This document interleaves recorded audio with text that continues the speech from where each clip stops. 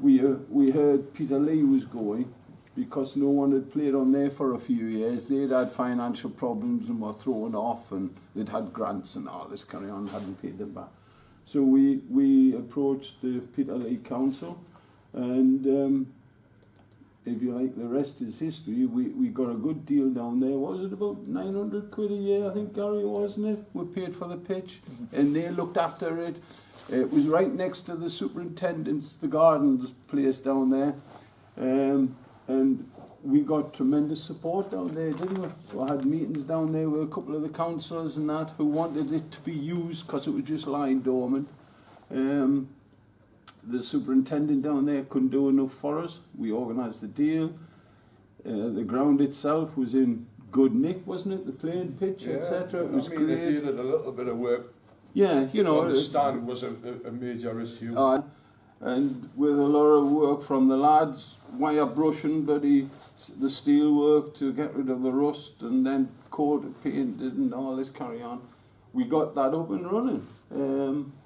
And then it went on from there. That clubhouse, that was like a CA adjacent to it, and we managed to get one room there, and we used to buy cans of beer from the local beer shop at the bottom of Peterlee, and we sold them at $2.50 a can, and that's where we got the growth from. They're the sort of things that you had to do, aren't they, just to survive? And it'll apply to a lot of clubs in the Northern League, not just us. It's just that we were outside the town boundaries. That was the problem we had. And I mean, so Bob will tell you on the gate, he used to be on the gate. Gary used to put all the nets up and everything, and Bob used to go to the gate, and he used to sell the programmes and the raffle all at once. So it shows you there wasn't the rush coming in, you know. Wasn't it? You know, we used to average, 20, 30 people at the most sometimes, you know. The best gate we had there was about 70. And the moment of the real bad time was one Tuesday night. I particularly well remember as being on the gate, we had an attendance of 12 paying punters, and that was the low point. And we actually then began to think in terms of, would the next season actually happen? The name of the game was Survival, and it was how we came to be down at Peterlee. I mean, it was due to circumstances entirely beyond our control. One, the problem here at the erstwhile Filtrona Park, where we've been here since 1992. So there we were there for 2 seasons, and the problem was money, how to maintain a side to at least avoid relegation out of the second division, which came close. And as David says, the stand, I well remember there, we removed 8 huge bags of plate rust by hand off that stand there every Sunday for, I'm not kidding you, almost for 2 years. You asked my wife about Sunday dinners, that were ruined. I was never back in time, and even midweek, but it was survival. We had a little bar where we sold cans of all sorts of stuff, and we had raffles, and we had the gate money, and the programmes were printed at work surreptitiously, and a couple of dozen, and whereas last Saturday we actually sold 800, so there's a difference. I mean, but we survived. I used to put 20 up, didn't I, on a Friday night on the dining room table. Did you say one of the supporters used to print them at work, near names, near Packrell, but never mind, he used to do them, and I used to get them up and put them together and on a Friday night, and I used to have to take money with us. Maybe I used to take 100 quid every time, or 50 quid, because we knew we would never cover the officials' expenses and that, you know. And that was how we lived. But we lived and we survived. And as I say, although ours is tremendous where we are now, etc., we've left, unfortunately, a lot of Northern League clubs in the same position. And they haven't been fortunate to have the likes of Jeff Thompson come and give them a hand, you know. And we know how it feels for them, because, as I say, we've been there and worn the T-shirt. You know. No, it was by great good fortune that we happened to find Jeff Thompson, and there was a sizable donation. There was a letter sent to him asking for some measure of financial support, and he sent us a sizable cheque. And we met in Minchella's Coffee Bar on Sea Road there, and one morning, and we showed him Gypsy's Green, where wheels were in motion, a possible moving in there, and it developed from there, and the rest is history. But I would, at this juncture, I would like to pay tribute public to my colleague Gary, because without him, none of this would have happened, because he was the driving force in the enthusiasm and through dint of sheer damn hard work and running us around, and everybody did what they could, when they could, how they could, to see the club through, because we weren't prepared to see this dear old club go to the wall. It's happened before, cruel luck throughout its history, and we didn't deserve such luck. In the past, you just read the club history, how things have happened, but the transformation from then until now, it's a new club, it's a new era, and all our dreams and aspirations and ambitions they're being laid out, and we're on a journey. You're reaping the rewards for that hard work, absolutely. for that time that you've all given up in your free time. It just wasn't Peterlee either.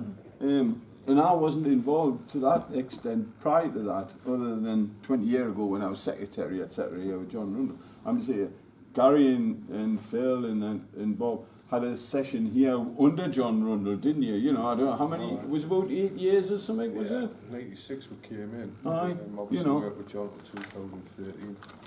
So 7 years of John Rundle, if you like, and the problems with, not necessarily with him, but with finances as well. It wasn't as bad as Peterlee by any means, but it was horrendous just the same. Even in them days. You know, It wasn't easy. It was hard work. Yes, Getting the finances in that we needed. But the hard work on them 7 years increased tremendously when he showed us the door and we had to go to Peterlee, etc. The logistics of Peterlee in a nutshell were, we lost virtually all our physical terrorist support, we lost virtually all our sponsors, and we had to start with, well, very, very little. Can you remember the game where there was 12?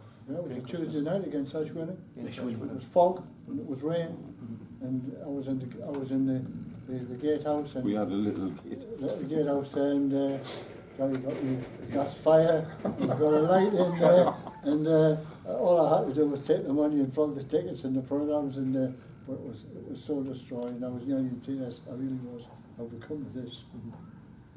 You know. But while we were there also, we did win the Northern League, and you can look this up on the day we won the catering of the year or something, when we were there. Yes. You know, you have a catering thing where people, because it was like a franchise on Peterlee, we didn't get nothing out of it. There was this lassie called Jackie, Brown, who was there, and she was a lovely lass. She did the lads after a match, but during the game, you know, chips and curry and chips, she won that, the Northern League one. And You had the best chips in the Northern League. well, whatever we did, she won the accolade at the AGM, etc. So So that it wasn't was all doom and gloom. it wasn't all doom and gloom, as you Some say. silverware. But you say it wasn't all doom and gloom. I've spoken to you about this before, Gary. In a perverse kind of way, you enjoyed Peterlee in some way, didn't you? It was nice to work with people, the Peterlee Council, Yes, it especially a was. fella called Brennan Ornell, Yeah. who was second on with the club. I had 7 difficult years here, and I went down there. It was just nice in a funny sort of way, working with guys that actually wanted to help you, support you. They couldn't do enough for you. Yeah, they couldn't. And, They were and great. the other woman, what did they call her? Can you remember? She was a smashing lass and all. She was part of his team, if you like, the superintendent, and he was like the grass maintenance thing, you know. And But I mean, and they ended up by spending 30 grand on the lights for us as well. yeah, didn't there was not an issue. £37,000. Issue with the floodlights. they? Issue with the floodlights. We aye. just thought that could be basically the end for Peterlee days down there, because the expense of it was in the region of about 38k to get them put right. It was, remember, it was that night, wasn't it? When the linesman was at the back end and the box at the far end. The bloody box was sparking like that. Throwing thunder bolts there against the rail, and I remember the lights was looking like that. Because he used to be at the other side, going for the balls. There was something else apart from putting the nets up. He used to ball boy at the far end, Bob in the box. And I used to have to stand at the top end, because where we had my bar with the cans, which was all open, the gents' toilets were there. So if somebody was a bit too late in the toilets, I had to go and see what the hell they were doing, like, you know. Behind the bottom goal, behind the wall, was just a massive field. It was. The ball went over there in the dark. jungle. You'd spend 10, Looking for 15 balls. minutes looking for a ball. It was an experience. It was a, let's say, it was the proverbial learning curve. But this guy here, you know. Yeah, we had a lot, and we always said, didn't we, if we could, because the pitch was good, it was terracing in that, you know, it's semi-terrace, if we could bring that up, lift it up the A19 and just plonk it in Shields somewhere, that was what we aimed for, because it was a lovely little ground. It's not being used now, is it? Is it being used? I think somebody said it had gone rugby or something, I think. The remarkable thing, when you look at things in context, if I might say, there's a gentleman once said, I have a dream, you know, over the pond.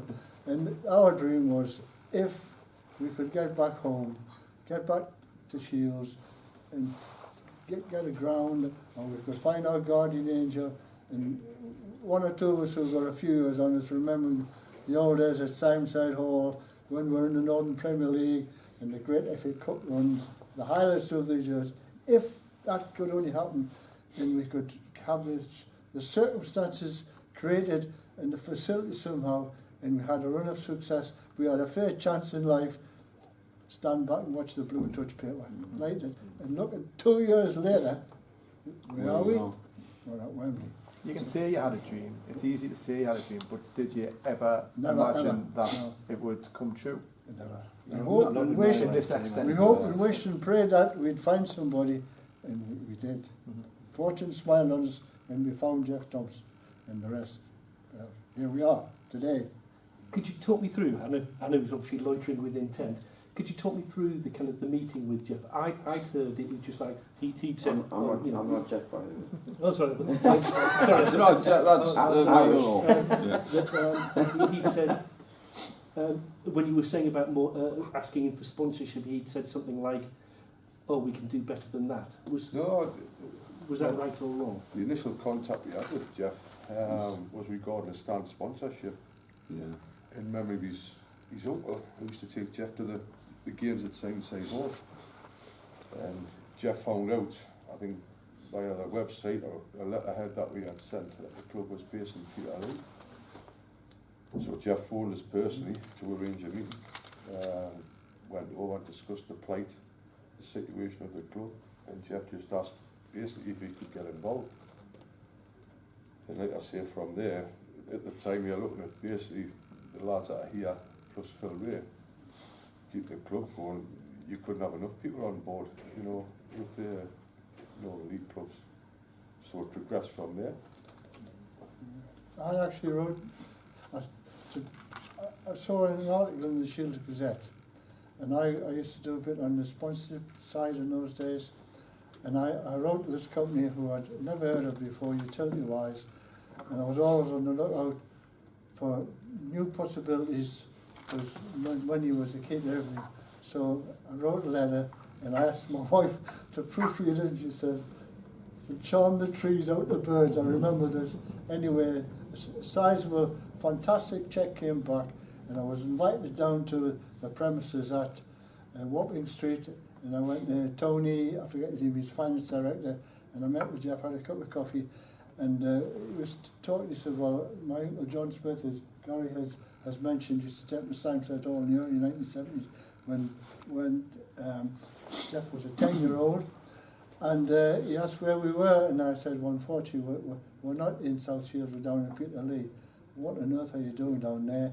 So I had to tell him the brief circumstances, and from that he wanted to meet us, and he did, as I've said, down on the coffee bar on the seafront, and a nice cup of coffee, and we got nerves for there, and it literally went from there. He wanted to do something, name on the stand, and then we didn't have a ground, and then you had to look at Peterlee, at Gypsy's Green, where we'd been and measured up, and negotiations were then in some sort of progress with South Tyneside NBC, and the whole thing just took off from there, and he decided to buy in and buy the ground, which he did, and so instead of buying a stand, he bought a ground. He bought the ground, yeah.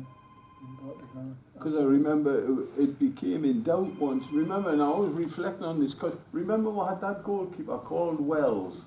Yes, Jack Wells. Jack Wells. Yes. Jeff used to do a man of the match or player of the month thing, and he put this money forward, and we tried to get this photograph of this Jack Wells, he never could get and he was working and couldn't get it in, and Jeff was away and one thing, and I said, what didn't I say to you? I said, we're going to lose this bugger if we don't hurry again. And we never got the photograph taken with Jack Wells yet, you know, but irrespective of that, he stuck with us, and he kept bringing the cash forward, etc., and the sponsorship. So you had David involved at a lot of stages as well, didn't he? It was basically David was involved a lot initially when we were trying to purchase the ground at Filtrona Park. Had a lot of big businesses, if you like, involved with the meetings at the town hall, etc. Just trying to come and figure a way how the club could raise the money necessary to take a mortgage on the ground. Again, it was based on price. We couldn't, you know, people weren't prepared to support it to the extent that we needed. So that at the end of all the effort David put in came to nothing really. One thing led to the other. He left politics. He left his job with the Labour Party in South Shields, and we basically lost touch with David. It just happened at a bad time. It did. At the time, it was a bad time. It wasn't great for the football club. But again, I thank David for his efforts, because he did. To rally around the sort of people into sitting in their meetings and watch David, you know, on behalf of the club, was quite humbling. I thought, like, you know, he spoke well and he tried very hard. Because we had meetings in his house, didn't we, on Sunday mornings and that, where he used to live in Tynedale Road or somewhere, I think it was. But, you know, we were there, and because wasn't it the Labour Party agent man involved as well? It was. Wasn't it? You know, it's, I don't know what his name was, but he was a sort of agent or something. But and he did try to help us, but you know. In a funny way, if you'd managed to back then to buy Filtrona at that particular time, you obviously wouldn't have gone down to Peterlee, and then there's potentially you might not have got Jeff involved. Is that a fair thing? Yes, it's very feasible. Because Jeff kind of not only got involved, but one of the things that attracted him was it back. to bring it back. Yeah. There's another aspect as well. Whilst this was going on, the Supporters Association, which I was secretary involved in at the time, we had a share issue, and one of the major parties that was at the town hall at one of the town hall meetings was Ward Hathaway of Newcastle, and the front rank North of England solicitors, and their services came free, and we tried to, we issued a share issue.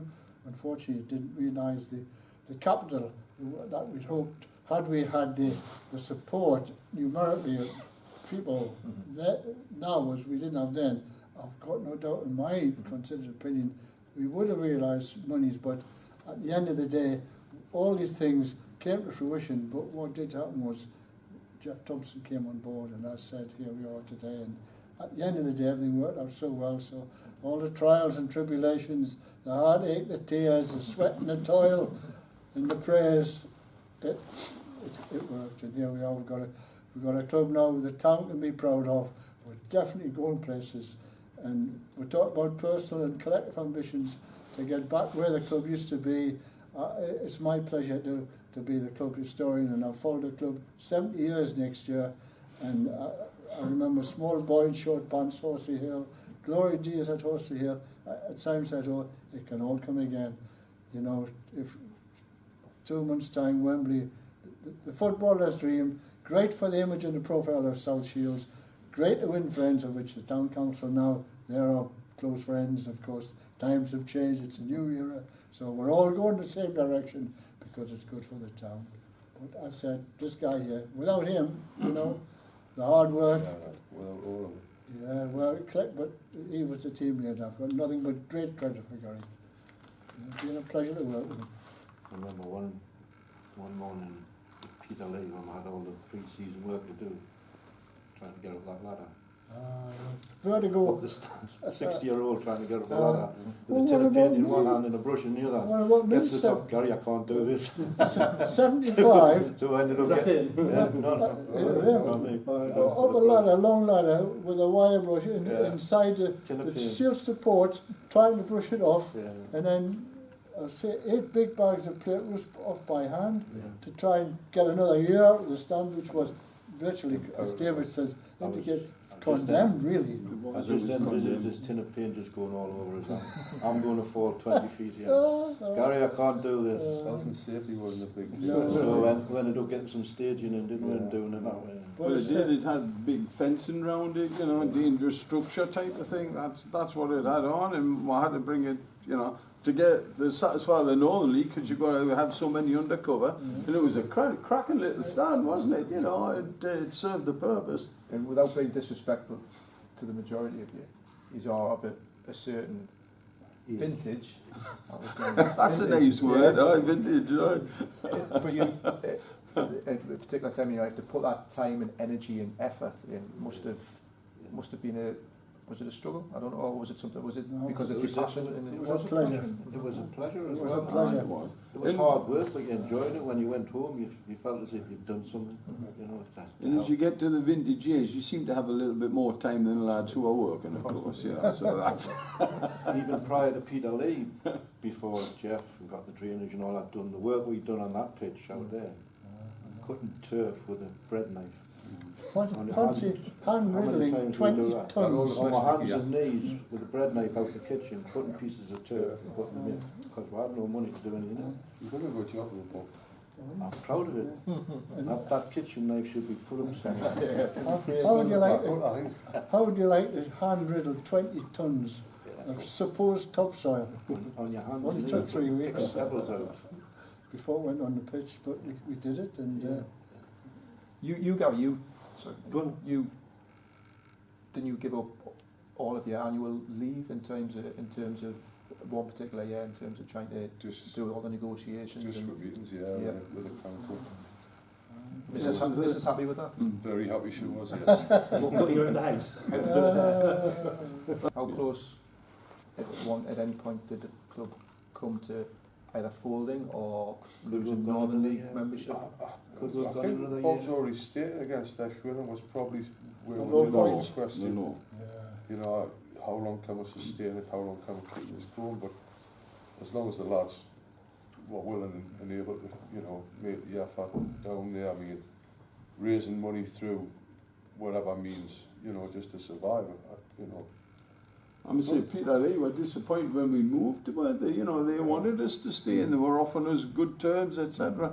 But viably it wasn't done, because you can't get sponsors from South Shields putting boardings up at the Peterlee type of thing, and that was, you know, basically a bit of common sense. We Like, you know. started up the Lotto Bingo from that room down there, didn't We we? did. That day Aye, we started up the And I lot think of we had bingo about were 10 on. quid coming in Aye. from the people that were buying into it. just this last week, And now we're close to 300 lines on it, you know. well, £1,000 paid out to score Prize again, money we just won. this weekend. So it's gone from a tenner to a But we've 1,000 seen plus. that room down there, chocker, haven't we? You know, because basically we used to lock the door so we couldn't get out. Like you spend the bob or two more. But we were, you know, used to have the scran and that in there, and it was good crack. Well, my fridge, American fridge, which we've still got with it today. Aye. My home dressing, that was what lifesaver after It the was, game. aye.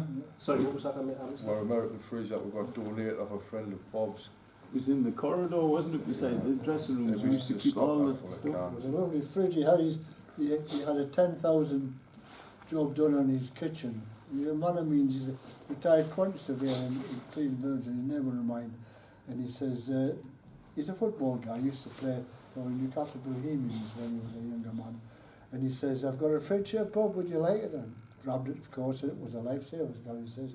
Keep the cans in. We had a big chain round and the big lock so no one could break in.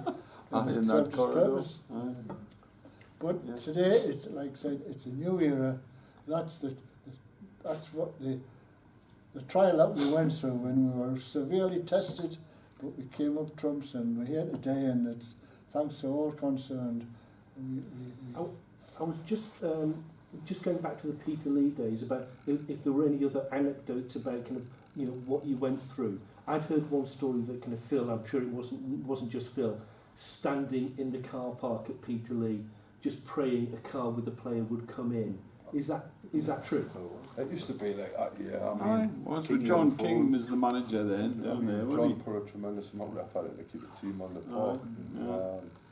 All credit to him, yeah. On basically nothing really. It was small donation, petrol, that sort of thing, just to get lads down there. And he did manage it, but it was always a bit of a concern. Would a player get an offer from another club to leave for a few quid? So John was aware that, like I say, on a match day, I'd speak to him often on the phone. Over a team, I think so, You're standing up, just hoping that everybody turns up. And in that article you did, or someone did with Barry Smith and that, who was a long term with us there. He always used to get substituted from 5 to 9 because he had to start work at 9 o'clock, he did. It was regular as clockwork, wasn't it? Barry Smith. He used to play, then used to go to work and do a shift, during the night, start night shift. I'd like to pay tribute to John King in one wise, because he kept the club together on the playing side, and I know for a fact some Saturdays he was nail biting. Have I got a team this afternoon because I had no money, and I don't know, whether this is off the record or what, but I don't know. He used to put some money in himself. At times unknown to us, certainly unknown to me, but that's what the sentiment involved. Because he used to run golf sessions and out, Shields Golf Club for us. That was a lot of money. We had an annual thing, didn't it? And we've been talking about the ferry. We used to run a trip on the ferry, etc. That was a good money spinner. We had Phillips, didn't we? Torkins at the Mile Club. That was another chap who helped us a hell of a lot, wasn't it? John Porthouse, Porthouse from the Mile Club, etc. He used to loan us the rooms and that down there, and we used to have Torkin because we were short of cash, and we had Phillips there one day. We had a hell of it. And that's when Holyoke came on the scene. When we had that Torkins, because he used to run a team in Sunderland. What was the name of the pub? The Willow Pond. Played for, yes. And Gary went on Facebook or Twitter or something and put it out to Sunderland people that Phillips was coming in. And Holyoke brought a busload over and had a couple of tables, didn't he, and that, And that's the first time we really met Holyoke from there on. I remember when you walked in the room, the place was up there, Julio! 200 people there, and from that he was invited to, I wasn't part of any negotiation team, but he became part of the club, and now of course he's a cult hero. Scoring the goal that virtually got you to one. He's the cult hero, and but certainly the bloke from the Mile was a good sponsor as well, wasn't he? Porthouse and that, good people. It's also pertinent, I would like to mention the Supporters Association we had then, that was an association of supporters that had their own autonomy, but they were very active fundraising. And when you think terms of, before we went to Peterlee, guys walked the Roman Wall, cycled the coast to coast, walked the Yorkshire Moors, and all for sponsorship and the money that was raised to help the club. That and golf tournaments and riverboat trips on the ferry on Saturday night, you think we wouldn't allow the ferry to sink. The alcohol that was on board of the boat is, and all these things we did to raise finance, and so it's a wide circle of people who from different sectors of the community came together to help the club. Whereas now, and I'm saying the same thing again, we have so many people now, 3,000, 464 people last game. Man. From a 12 on a best winning 2.5 years later, whatever it was. Remarkable. It's happened so quick, it's caught me up by surprise how quickly it's happened. Yeah. You know, we all dreamt it would, but even last season we just took off. Like, we never ever imagined it would happen that quick. And then Wembley now, it's just... Well, the jokes flying around the town or that when Shields out Wembley, the town will be empty. I think it will. Yeah, it'll be empty. Not be far off. Where is everybody? Yeah. Good day to be a burglar. Hopefully they're good football people. He doesn't. I was at the game when North Shields actually secured promotion at your place. They didn't win it, but they'd got enough. And then you fast forward a couple of years and look where you are both now. Just astonishing. Both clubs, I mean, North Shields, South Shields, you talk about over a century of most times very friendly rivalry, and hopefully, this club, Shields, are going to be back where we were 40 years ago in the Northern Premier League, the Evo stick, and North Shields will soon follow us. We went to see, it was great interest what happens to the FA restructuring of the non-league pyramid, what comes out at the end, but I'm sure North Shields ambitions like us to get into the bigger field of football and, with all respect the Northern League. Yes, I mean, if you'd have said to me that day, well, fast forward a couple of years, that North Shields would have won their Vars, you'd be in the final and whatever, I'd just go, yes, of course, yeah. Well, I've been to Wembley 7 times in the last 10 years to see Northern League teams, and this is our time. I remember sitting with Gary down at Wembley, was it the Dunstan game? And we were just saying, what would it be like to watch Shields here? It's happened, but We hoped it would happen. At the time you think, you'd be stupid. pipe dream. But now it's just It's here. unbelievable. It's all credit to the players as well we've got now. I mean, credit to the players who had at Peterlee. They did a great job for the club. All credit to them. For where we are now, under John King, now Lee and Graham, and the quality of players we've got out there, it's just unbelievable to watch. The quality of football, I even enjoy watching the training. I'm only watching it where they'll come to these days. Yeah, that's true. I don't I get to think see you much don't get during you don't, match do days. you? I look I've forward to spoken the to you. game, don't I? Yeah, I've spoken to you about that before, and you don't get actually. You prefer the away games because you can watch it a bit more. You have a couple of pints and you can see the game. Well, most times I saw you. Sorry, Bob. I saw you on Saturday, and you missed the goal, Julio's goal, didn't you? 'Cause you were putting some money in the back or something like that. Yes, We're in the invariably it's I get to see the second half.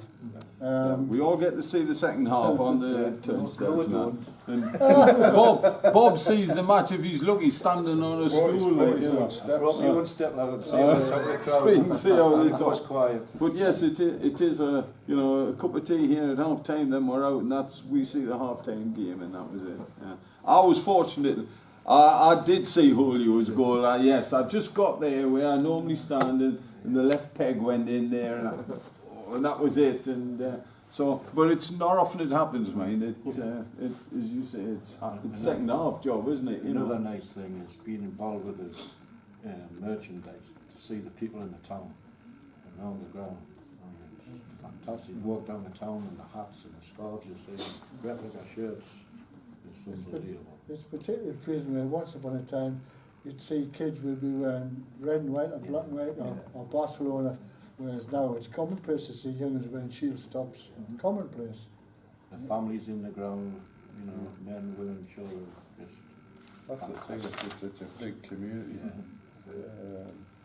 club, a lot of families, women, children, they're all in attendance on a match day, which is great. Turn Wembley claret and blue now. And we have 24 junior sides right across the age spectrum, from the soccer tots to the second team in the Wayside A. We have a couple of ladies teams, so we're advancing on all fronts. The ethos of the whole thing is, as Gary's indicated, a community club, where we get all sectors of the community that are involved. Perhaps one day even the disabled. 11, and bigger and better, and a focal point for sport within the town. The hometown football club, and why not? That's what Jeff said when I first met Jeff in this room about his plans. He wanted to turn Shields into a big kind of focal Sporting point complex, for the isn't it? community here, Yeah. for the town. And And that seems to have happened almost overnight. Are you still waiting for somebody to pinch you? Yeah, Yes. Yes, absolutely. yeah. Just at the speed of the whole thing, like it's just getting a handle on it, you know. It's you come here and every day there's something different happening, or there's some progression in some other area. It's fantastic. I think it's every non-league club's dream to find somebody with a vision, the drive, the enthusiasm, and the means whereby of a gentleman like Jeff Thompson. He's out there, you've got to find him. Yeah. And we were fortunate we did. Yeah.